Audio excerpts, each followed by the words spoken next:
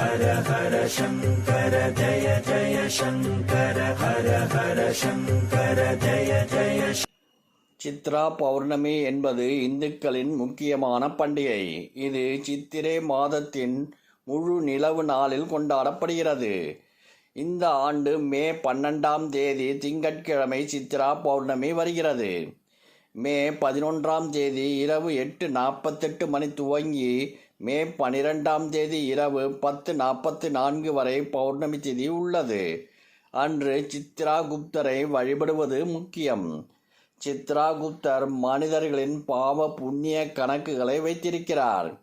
அன்று புனித நதியில் நீராடினால் பாவங்கள் நீங்கும் என்பது நம்பிக்கை.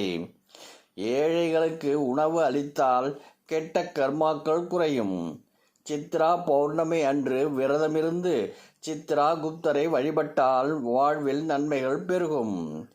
சித்ரா பௌர்ணமி நாளில் சூரியனும் சந்திரனும் ஒன்று சேர்கிறார்கள். அன்று சித்ராகுப்தரை வழிபடுவது சிறப்பு. சித்ராகுப்தர் ஒவ்வொருவரின் கர்மாக்களையும் கணக்கெடுத்து யமனுக்கு உதவுகிறார். சித்ரா பௌர்ணமி அன்று மக்கள் நதிக்கரையில் அல்லது ஏரிக்கரையில் சித்ராகுப்தருக்கு பூஜை செய்வார்கள். சித்ரா பௌர்ணமி அன்று விரதம் இருப்பது வழக்கம். காஞ்சிபுரத்தில் உள்ள சித்ராகுப்தர் கோவிலில் அதிகமான பக்தர்கள் வழிபடுவார்கள்.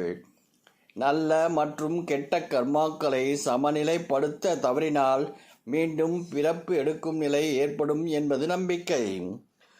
ஒருமுறை தேவர்களின் தலைவனான இந்திரன் தேவகுருவான குரு பிரகஸ்பதியை அவமதித்தான். இருவருக்கும் இடையே வாக்குவாதம் ஏற்பட்டது.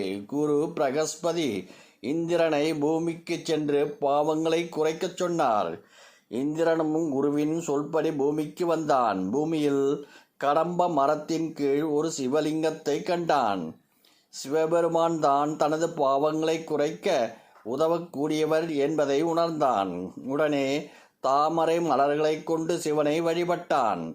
இந்த சம்பவம் சித்திரை மாத பௌர்ணமி அன்று மதுரையில் நடந்தது.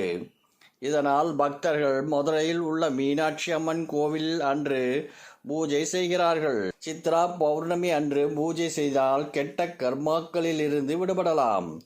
தவறான செயல்களை செய்யாமல் உண்மை மற்றும் நேர்மை வழியில் நடக்க வேண்டும் என்பது இந்த நாள் நமக்கு நினைவூட்டுகிறது. மனதில் உள்ள எதிர்மறை எண்ணங்கள் நீக்க கடவுளிடம் பிரார்த்தனை செய்ய வேண்டும். பாவங்களை போக்கவே சித்ரா பௌர்ணமி பூஜை செய்யப்படுகிறது. சிலர் யாகம் செய்து மந்திரங்களை உச்சரித்து கடவுளை மகிழ்விப்பார்கள். சித்ரா பௌர்ணமி அன்று புனித நதிகளில் நீராடினால் பாவங்கள் நீங்கும் என்பது நம்பிக்கை. கிரக தோஷங்கள் உள்ளவர்கள் சித்ராகுப்தரை வழிபட்டால் அதன் தாக்கம் குறையும். அன்று எண்ணெய் மற்றும் காரமான உணவுகளை தவிர்த்து ஒரு நாள் முழுவதும் விரதம் இருப்பார்கள். ஏழைகளுக்கு உணவு மற்றும் உடைகள் தானம் செய்வார்கள். நவதானியங்களை சமைத்து கடவுளுக்கு படைப்பார்கள். ராகு காலம் மற்றும் யமகண்டத்தில் பூஜை செய்வதை தவிர்க்க வேண்டும். ஹர ஹர சங்கர ஜய ஜய சங்கர ஹர ஹர சங்கர ஜய ஜய